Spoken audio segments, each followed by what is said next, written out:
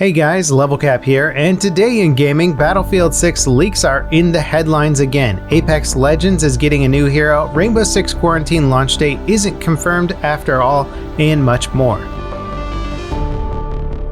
Tom Henderson is in the Battlefield leak headlines again thanks to a new video in which he makes some bold claims about DICE's upcoming entry in the franchise. And before I get into this leak, let me just be absolutely clear, Tom has been saying stuff like this for over a year. Everything he's saying should be taken with a grain of salt because it mostly seems like educated guesses based on prior leaks or rumors. Treat this as pure speculation until DICE says otherwise. With that laid out of the way, the first bit of leak info is that Battlefield 6 will be a soft reboot of the franchise based on Battlefield 3. The maps are being built to support 128 players. While that's a big step up from Battlefield's typical 64-player modes, 32v32 will still be available. Tom alleges that the game will either be called Battlefield 6 or just Battlefield. Other info includes a Battle Royale mode. As for launch platforms, PC, next-gen, and last-gen consoles will all be supported. Early last year, rumors were flying around that Battlefield 5 was rushed out because DICE were working on a Bad Company 3 game that fell through during development. Ever since that rumor broke, people have speculated that DICE are doing a remake or remaster of Battlefield 3.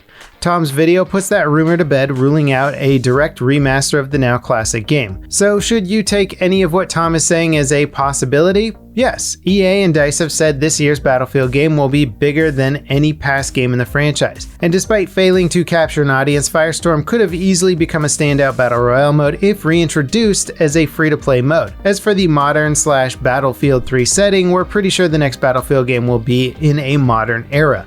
The big Battlefield 5 Easter egg added with the game's final update hinted at a possible location in Kazakhstan, and this location was featured in Battlefield 2. Now, to be honest about my opinions on Tom's leaks, well, they're probably educated guesses based on stuff that's either obvious or already rumored. There are certainly existing rumors and there's plenty of stuff that potentially backs them up, but I wouldn't take them at face value. And that's true for anyone leaking anything about Battlefield. Data miners tore Battlefield 5 to pieces looking for any scrap of info about the upcoming content, and all they really managed to do was hype people up for stuff DICE never intended anyone to see. There's also been plenty of leaks that DICE initiated themselves that never actually came to fruition. Some people might remember the Battlefield 2142 drone hovering around in that Battlefield 3 map. Well, DICE put that in there, but we haven't seen anything of a Battlefield 2142 reboot. As with any leaks or rumors, they are fun to get into, but time is really the only thing we can really rely on to tell us if they're true or not. Apex Legends Season 8 is launching on February 2nd. It adds a new hero called Fuse and introduces yet another massive overhaul of the game's original map, Kings Canyon. Season 8 is called Mayhem, and like the name implies, expect Kings Canyon to get pretty beat up. The update will also add a new gun called the 3030 Repeater. As for Fuse's abilities, there's nothing concrete to go on for now, but the trailer introducing him seems like he's someone that will shrug off a big explosion like it's no big deal. Hitman 3 PC players will apparently be getting all of Hitman 2's levels for free after all. There was some confusion over the weekend as the game's developers published a lengthy FAQ article breaking down what content was included at launch. In that article, they said Hitman 3 players would need to purchase a Hitman 2 Access Pass to import that game's levels. One of the big draws of the recent Hitman games is that you can import both your progress and previous game's levels. Hitman 3 updates all of the first two games' levels with enhanced graphics, so it's been heavily advertised as the complete package for months. The developers are now walking back that whole Access Pass nonsense and say that all players who already own the first two games will be able to import their levels into 3 at no additional cost. And this all became an issue because Hitman 3 is an Epic Store exclusive and Hitman 2 currently isn't available on that platform. Players can expect the issue to be resolved in the next few weeks, which is kind of frustrating considering the game launches in just 2 days. The Hitman 1 Game of the Year Pass is free on PC, so even if you don't own the game, you can still get all of its levels in Hitman 3 for free. Remedy's third-person sci-fi hit Control is finally available on Xbox Game Pass. This follows months of speculation after Xbox head Phil Spencer said the game would be coming to Game Pass, but the developers said it wasn't. Control will be added to Game Pass on the 21st.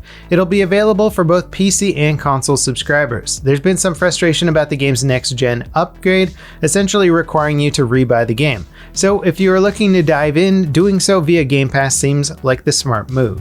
The first wave of Mini-ITX NVIDIA 30 series GPUs is on its way. MSI, Palette, and Gainward are all launching the RTX 3060s in the ultra-compact form factor next month. NVIDIA just revealed the RTX 3060 during CES last week. No first-party edition of the card will be available at launch, so it's all on these third-party vendors to meet demand. While the RTX GPUs are pretty large compared to last-gen hardware, the actual PCB for the GPUs are tiny. Most of the bulk of an RTX 3080 or even 3090 comes from the massive coolers bolted onto the PCB. So Mini-ITX GPUs seemed like an eventuality. The real question will be performance. The RTX 3060 is a sub 200 watt GPU, so it probably doesn't need a ton of cooling, but the bigger GPUs operate at well over 200 watts, so I don't think we'll be seeing a Mini-ITX 3080 outside of water cooling cards anytime soon. The RTX 3060 has an MSRP of $329, but good luck finding one at that price. Intel have given up on their super-fast Optane storage system for the consumer market. While they're rolling out new, larger capacity Optane storage for servers and business this year, the consumer market won't get anything.